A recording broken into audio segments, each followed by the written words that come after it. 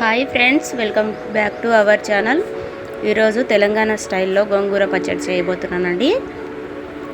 చూడండి, చాలా చాలా బాగుంటుందండి. మీరు కూడా ట్రై చేయండి, చాలా టేస్టీగా కూడా ఉంటుంది.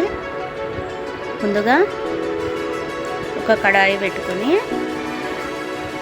పచ్చిమిర్చి వేయించుకోవాలి. కొద్దిగా ఆయిల్ వేసుకోవాలి. ఆయిల్ వేసుకొని వేయించుకోవాలి.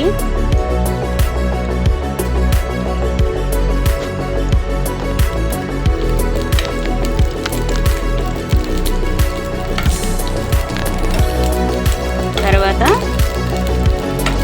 ఒక బగానిలో గోంగూర వేసి వాటర్ పోసుకొని కడుక్కోవాలి. శుభ్రంగా కడగాలి. తర్వాత పచ్చిమిర్చి వేగాయేమో చూద్దామండి. చూడండి, వేగాయి. పచ్చిమిర్చి దూరగా వేయించుకోవాలి. తర్వాత తీసి పక్కకు పెట్టుకోవాలి. వేగినాయి కదా, ఇప్పుడు తీసి పక్కకు పెట్టుకుంటున్నాను. తర్వాత గోంగూర శుభ్రంగా కడుక్కొని వేసుకోవాలి.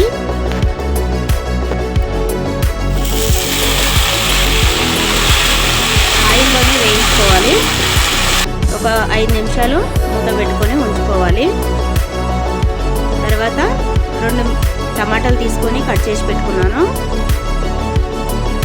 తర్వాత గోంగూర మొత్తం దగ్గరికి అయింది చూడండి.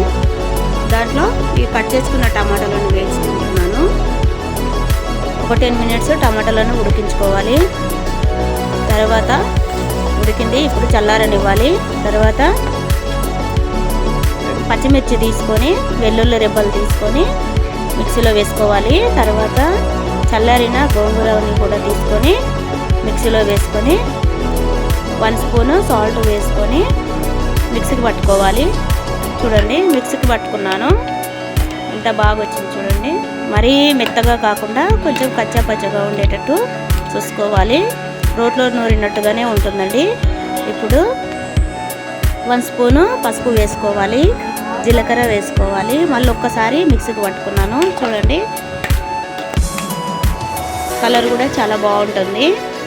ఇప్పుడు చూడండి ఎంత బాగుంది, అసలు రోట్లో నూరినట్టుగానే ఉంటుందండి. ఇప్పుడు ఒక బౌల్ తీసుకొని పోపు పెట్టుకోవాలి. ముందుగా 3 స్పూన్స్ ఆయిల్ వేసుకున్నాను. తర్వాత 1 స్పూను ఆవాలు, 1 స్పూను జీలకర్ర కొద్దిగా వేడి కానివ్వాలి. తర్వాత ఎండుమిర్చి వేసుకోవాలి. ఒక 5-6 ఎండుమిర్చి వేసుకోవాలి. తర్వాత ఫ్రెష్గా ఉన్న కరివేపాకు వేసుకోవాలి. తర్వాత కొద్దిగా పుదీనా వేసుకోవాలి. తర్వాత కొద్దిగా కొత్తిమీర వేసుకోవాలి లాస్ట్లో. ఇప్పుడు మిక్సీకి పట్టుకున్న చట్నీలో ఇప్పుడు వేసి కలుపుకోవాలి.